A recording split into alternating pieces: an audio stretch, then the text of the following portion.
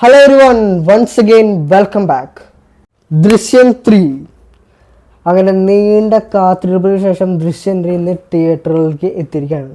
നമ്മൾ മലയാളി പ്രേക്ഷകർ, മലയാളി സിനിമ പ്രേമികൾ തന്നെ ഏറ്റവും കൂടുതൽ കാത്തിരുന്ന ദൃശ്യം 3 എന്ന സിനിമ ഈ 2026 തന്നെ നമ്മൾ മലയാളി സിനിമ പ്രേക്ഷകർ, അല്ലെങ്കിൽ നമ്മൾ മലയാളി സിനിമ പ്രേമികൾ തന്നെ, സിനിമ പ്രേക്ഷകർ, ഓഡിയൻസ് ഏറ്റവും കൂടുതൽ കാത്തിരിക്കുന്ന 10 പടം ഉണ്ടെങ്കിൽ അതിൽ എവിടെ പോയാലും ദൃശ്യം 3 ഒന്നാം സ്ഥാനമായിരിക്കും.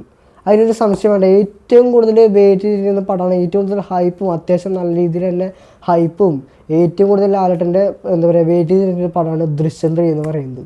ദൃശ്യം 2 2025 ശേഷം ഇനി എന്ത്, ആ ഒരു 2026 ദൃശ്യം 3 എന്താ പറയുക, ആ ഒരു നമ്മൾ കട്ട വെയിറ്റിംഗ് ആയിട്ടിരിക്കുകയാണ്. ഇതിൻ്റെ ദൃശ്യം 3 ആരൊക്കെയാണ് അഭിനയിച്ചിട്ടുള്ളത്, ആരൊക്കെയാണ് സംവിധാനം ചെയ്തിട്ടുള്ളത്, ആരുടെ ഇതിൻ്റെ പ്രൊഡക്ഷൻ, ഇതൊന്നും ഞാൻ തന്നെ പ്രത്യേകം പറയേണ്ട ആവശ്യമില്ല.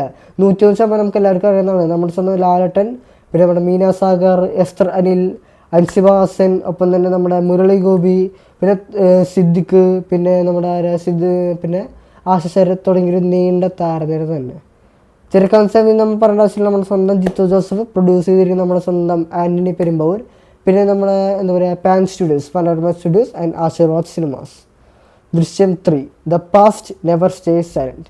അപ്പോൾ ഈ ഒരു പടത്തിൻ്റെ റിവ്യൂ പറയുന്നതിന് മുമ്പ് ഞാൻ first of all wishing Lalettan, dearest Lalettan a very happy birthday. 1000 പിറന്നാൾ ആശംസകൾ ഞാൻ ലാലേട്ടൻ നേരെയാണ്. അവിടെ തൊട്ടാണ് ഞാൻ തുടങ്ങുകയാണ്. ആദ്യം ഈ ഒരു സിനിമയുടെ റിലീസ് നമുക്കെല്ലാവർക്കും അറിയാം. ഈ ഒരു സിനിമയുടെ റിലീസ് ആദ്യം തീരുമാനിച്ചിരുന്നത് ഏപ്രിൽ 2-ാം തീയതി. അതിനുശേഷമാണ് വാഴ 2 ക്ലാഷ് വയ്ക്കാൻ വന്നത് ഈ ഒരു ദൃശ്യം 2-ൻ്റെ ഒപ്പം.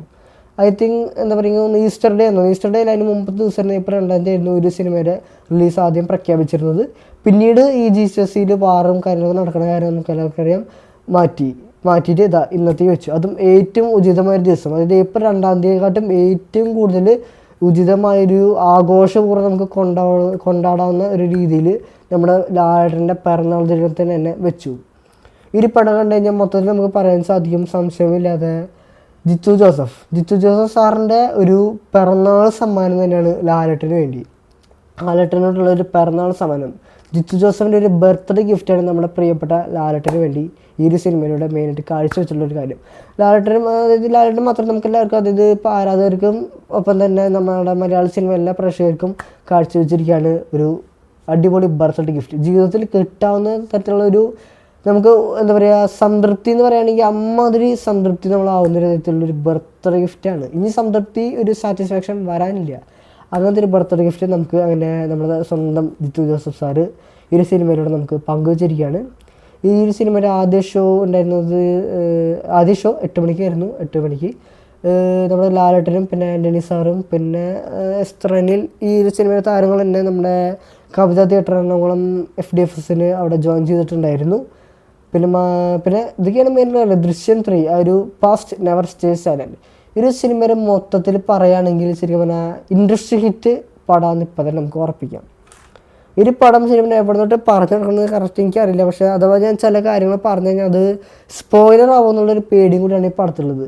ഈ ഒരു പടത്തിൽ ലാലേട്ടൻ്റെ ഒരു ഇൻട്രോ ആയിക്കോട്ടെ, ലാലേട്ടൻ്റെ ഒരു ഡയലോഗ് ആയിട്ടെ, പ്രത്യേകിച്ച് സെക്കൻഡ് ഹാഫിലായാലും ലാലേട്ടൻ്റെ ഒരു ഡയലോഗും ഇൻട്രോയും ലാലേട്ടൻ്റെ പ്രസൻസ് ആയിക്കോട്ടെ, അതൊക്കെ തന്നെ ഈ പടം തൂക്കിയുണ്ട്, തിയേറ്റർ പൂരപ്പറമ്പാക്കിയിട്ടുണ്ട്. അപ്പോൾ തന്നെ ഈ സിനിമയുടെ ഇൻട്രവൽ സീൻ ഞാൻ എന്തായാലും പറയുന്നില്ല. ഇൻട്രവൽ സീൻ എന്തായാലും ഞാൻ പറയുന്നില്ല, ഒന്നും പറയില്ല, തിയേറ്റർ പൂരപ്പറമ്പ് തന്നെ ആക്കിയിട്ടുണ്ട്. പിന്നെ പോരാതെ തന്നെ ഈ ഒരു സിനിമ മെയിനായിട്ട് ദൃശ്യം 3 ഇപ്പോഴും കൂടുതൽ കാര്യങ്ങൾ സിനിമ വെളിപ്പെടുത്തുന്നില്ല. ഇഷ്ടപ്പെട്ടു നമുക്കറിയാം, വരുണിൻ്റെ ബോഡി ഇങ്ങനെ അതായത് ഇങ്ങനെ ചെയ്തു, അതായത് അസ്ഥികൂടം പോലീസ് സ്റ്റേഷൻ പറ്റി ആ കാരണം നമുക്കറിയാം. അവിടുന്ന് കൂടുതലായിട്ടൊന്നും ഇപ്പോൾ ദൃശ്യം 3 വെളിപ്പെടുത്തുന്നില്ല. ഉറപ്പായും ഒരു 100% കൺഫേം ആണ് എന്തായാലും ദൃശ്യം 4 ഉണ്ടാകാൻ വളരെ ചാൻസ് ഉണ്ട്. അതിലേക്കുള്ള ലീഡ് എലമെൻസും ഈ ഒരു സിനിമയിൽ നമുക്ക് എന്തായാലും തീർച്ചയായിട്ടും മനസ്സിലാവും. ഈ ഒരു സിനിമയിൽ അത്യാവശ്യം നല്ല രീതിയിൽ തന്നെ ഇമോഷണൽ സീൻസും ഉണ്ട്. ഒപ്പം തന്നെ ചെറിയ രീതിയിൽ അത്യാവശ്യം കുഴപ്പമില്ലാത്ത നല്ല രീതിയിൽ തന്നെ കോമഡി എലമെൻസും ചിരിക്കാവുന്ന രീതിയുണ്ട്. ഒരു ഫൺ ഫീൽ ഗുഡ് പടം തന്നെ, പറയേണ്ട ആവശ്യമില്ല. ദൃശ്യത്തെ കുറിച്ച് അല്ലെങ്കിൽ ദൃശ്യം ഫിലിം ഫ്രാഞ്ചൈസിനെ കുറിച്ചാണ് ഞാൻ സ്പെഷ്യലായിട്ട് ഞാൻ ഒന്നും പറയേണ്ട, നമുക്കെല്ലാവർക്കും അറിയാവുന്ന കാര്യമാണ്. 101% കൂടുതലായിട്ടും അറിയാവുന്നൊരു കാര്യമാണ്. ഇപ്പോൾ ലാലേട്ടൻ ഫാൻസ് അപേക്ഷിച്ച് നോക്കുമ്പോൾ തന്നെ ലാലേട്ടൻ്റെ ഈ ഒരു ദൃശ്യം എന്നൊരു സിനിമയ്ക്ക് തന്നെ സ്പെഷ്യലായിട്ടൊരു ഫാൻ ബേസ് ഉണ്ടാവും. ഈ ദൃശ്യം ഫിലിം ഫ്രാഞ്ചൈസിന് തന്നെ ഒരു കുടുംബകഥ, നമ്മളെല്ലാ ജനങ്ങളും ഏറ്റെടുത്തൊരു കുടുംബകഥ തന്നെ പറയാം തീർച്ചയായിട്ടും.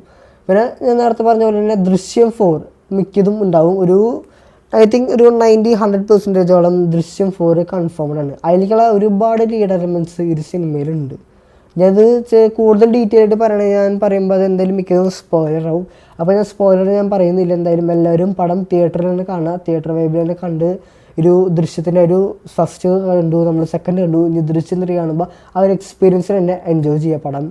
അപ്പോൾ ദൃശ്യത്തിൻ്റെ കൂടുതൽ ഞാൻ പറഞ്ഞു കഴിഞ്ഞാൽ ശരിക്കും പറഞ്ഞാൽ കൂടുതൽ ഞാൻ പറഞ്ഞു കഴിഞ്ഞാൽ തീർച്ചയായും അത് സ്പോയിലറിക്കാണ് നയിക്കുക. അതുകൊണ്ടാണ് ഞാൻ കൂടുതലൊന്നും പറയുന്നത്. എന്തായാലും മസ്റ്റ് വാച്ച് തിയേറ്റർ എക്സ്പീരിയൻസ് ആണ്. ദൃശ്യം 1-നും 2-നെ അപേക്ഷിച്ച് നോക്കുമ്പോൾ ദൃശ്യം 3 മസ്റ്റ് വാച്ചാണ്. ശരിക്കും പറഞ്ഞാൽ ദൃശ്യം 1-2 ദൃശ്യം നിങ്ങൾക്ക് ഇഷ്ടപ്പെടുന്ന ഒരാളാണ്, ദൃശ്യം 1-2 ആ ഒരു ഫിലിം ഫ്രാഞ്ചൈസി ഇഷ്ടപ്പെടുന്ന ഒരു വ്യക്തിയാണെങ്കിൽ മസ്റ്റ് തിയേറ്റർ വാച്ച് എക്സ്പീരിയൻസ് ആണ് ദൃശ്യം 3. ഉറപ്പായിട്ടും തിയേറ്ററിൽ തന്നെ പടം കാണണം. ആ ഒരു തിയേറ്റർ എക്സ്പീരിയൻസിൽ തന്നെ ഒരു പടം എക്സ്പീരിയൻസ് ചെയ്യണം. ഞാൻ നേരത്തെ പറഞ്ഞ പോലെ ദൃശ്യം 3-ലും കൂടുതലൊന്നും വെളിപ്പെടുത്തുന്നില്ല. അതായത് വെളിപ്പെടുത്തുന്നുണ്ട്, പക്ഷേ നമ്മൾ വിചാരിച്ചത് ഫുള്ളി കൂടുതലും വെളിപ്പെടുത്തുന്നില്ല. ഇപ്പോഴും പല രഹസ്യങ്ങളും ഇപ്പോഴും ഉണ്ട്, പല സസ്പെൻസുകളും ഇപ്പോഴും ഉണ്ട്. ആ സസ്പെൻസുകളൊക്കെ ഒരു സിനിമയിൽ ദൃശ്യം 4-ലേക്ക് നയിക്കുന്നൊരു ഇതാണ്. അതായത് ദൃശ്യം 4-ലേക്ക് ആ ഒരു സിനിമയിലേക്ക് ലീഡ് ചെയ്യുന്ന ഒരു എന്താ പറയുക എലമെൻറ്റ്സാണ് കൂടുതലായിട്ടും ഉള്ളത്. തന്നെ നമ്മുടെ ആൻ്റണി പെരുമ്പാവൂർ എനിക്ക് തോന്നുന്നു ഏതൊക്കെ ന്യൂസിലോ ഏതൊക്കെ ഇൻ്റർവ്യൂവിൽ പറഞ്ഞിട്ടുണ്ട് ദൃശ്യം 4 5 പറഞ്ഞിട്ടില്ല തോന്നുന്നു. ദൃശ്യം 4 ആ ഒരു ഉണ്ടാവുന്ന സാധ്യതയൊക്കെ ആൻ്റണി സാർ പറഞ്ഞിട്ടുള്ളതാണ്. അപ്പോൾ എന്തായാലും നിങ്ങളെല്ലാവരും തിയേറ്ററിൽ എന്തായാലും വാച്ച് ചെയ്യുക. അത്രയധികം അടിപൊളിയായിട്ടുള്ള പടമാണ്. നമ്മൾ പ്രതീക്ഷിച്ചതിനും അപ്പുറം തന്നെയാണ് ജിത്തു ജോസഫ് ഒരു സിനിമ വർക്ക് ചെയ്തിട്ടുള്ളൂ. ഈ ഒരു സിനിമയിൽ ആൾ കൊടുത്തിരിക്കുന്ന എഫേർട്ട് അതിനെപ്പറ്റി നമുക്ക് പറയാതിരിക്കാൻ പറ്റില്ല. അത്രയധികം എഫേർട്ടാണ്. മറ്റുള്ള പടങ്ങളിലും മറ്റുള്ള നമ്മുടെ ജിത്തു ജോസഫിനാണെങ്കിൽ വലതുവശം എന്നുള്ള സിനിമ തന്നെ റിലീസ് ചെയ്തിട്ടുണ്ടായിരുന്നു.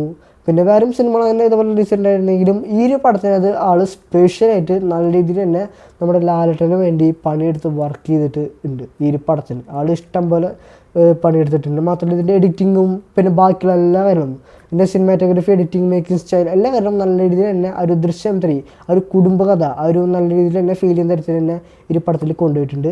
അപ്പോൾ തീർച്ചയായിട്ടും നിങ്ങളെല്ലാവരും ദൃശ്യം 3 എന്നൊരു സിനിമ തിയേറ്ററിൽ നിന്ന് കണ്ടിട്ട് നിങ്ങളെല്ലാവരും അഭിപ്രായങ്ങളെല്ലാം കമൻറ്റിൽ രേഖപ്പെടുത്തുക.